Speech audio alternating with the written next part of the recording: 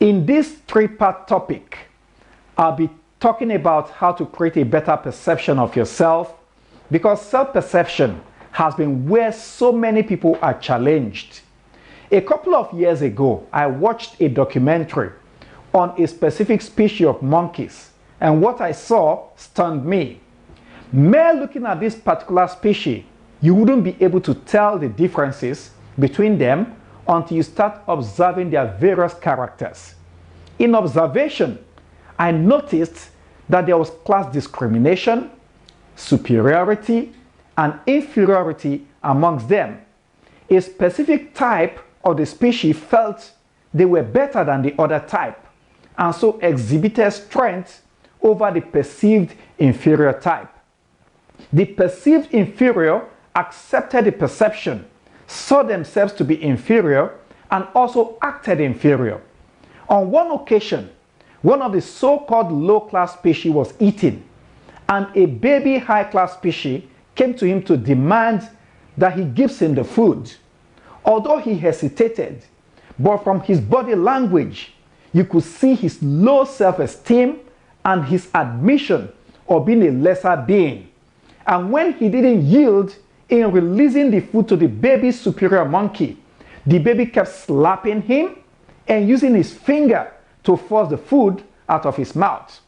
Ordinarily, in terms of physical strength, he could, with just one hand, push and beat the baby monkey.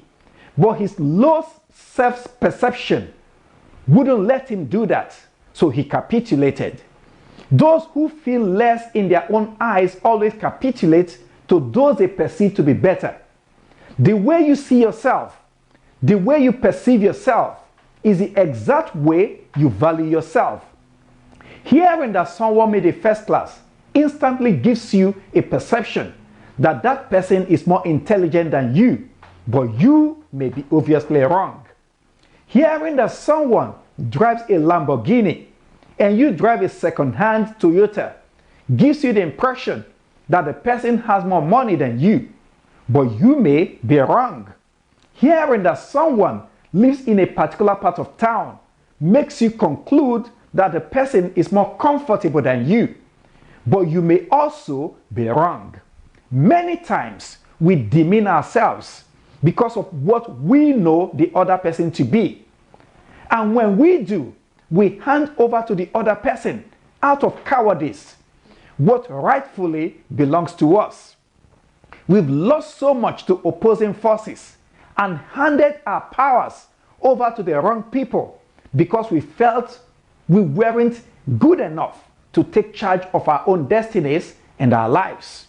So as you look into that mirror, see the real you, the strong you, and the enviable you. If you keep seeing inadequate, you will be inadequate. If you keep seeing inefficient, you'll be inefficient. You only become able when you see your abilities. Change your self-perception for good and let it begin now. People with wrong self-perception determine their future based on the circumstances of today. Because of this, some people commit suicide because they feel that their situations are irredeemable. The truth is this, and the truth is that where you can't see, you can't enter. Where your inner vision takes you is where you go.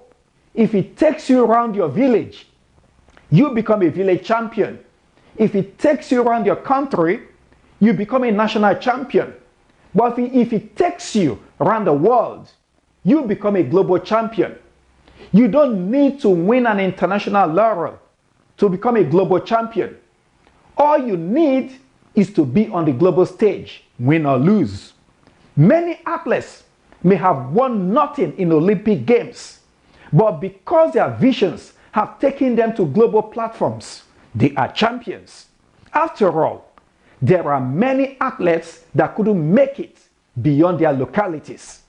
So the way you see yourself and the way we see ourselves matters a lot.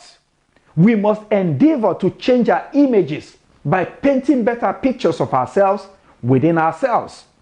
Without that, we'll be inundated by self-limiting beliefs, which will in turn have a devastating consequence on our outputs in life, in our careers, in businesses, in our professions, in our education, in our relationship, and even much more. Sometimes, what controls our self-perception is the way the other people see us.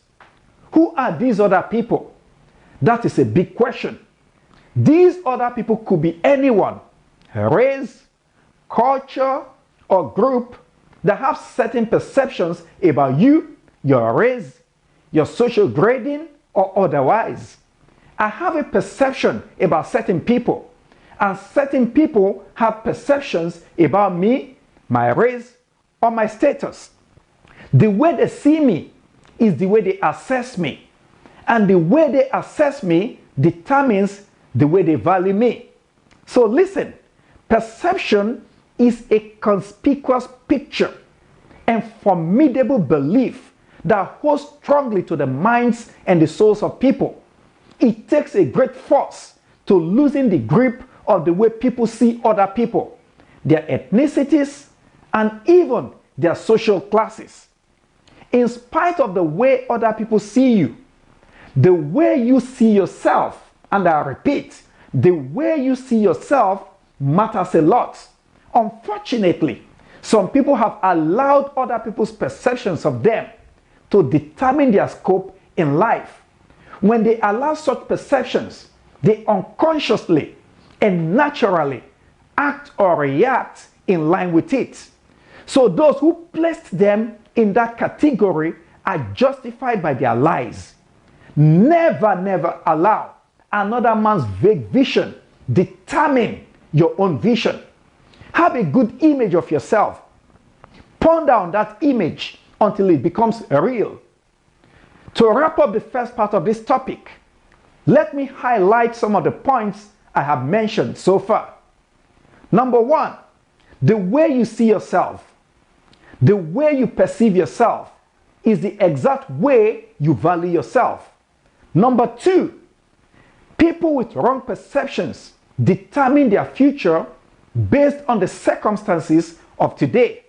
Number three, perception is a conspicuous picture and formidable belief that holds strongly to the minds and the souls of people. 4. Never allow another man's vague vision determine your own vision. Have a good image of yourself. Ponder on that image until it becomes real. Remember, success is a possibility if you give all your heart to it.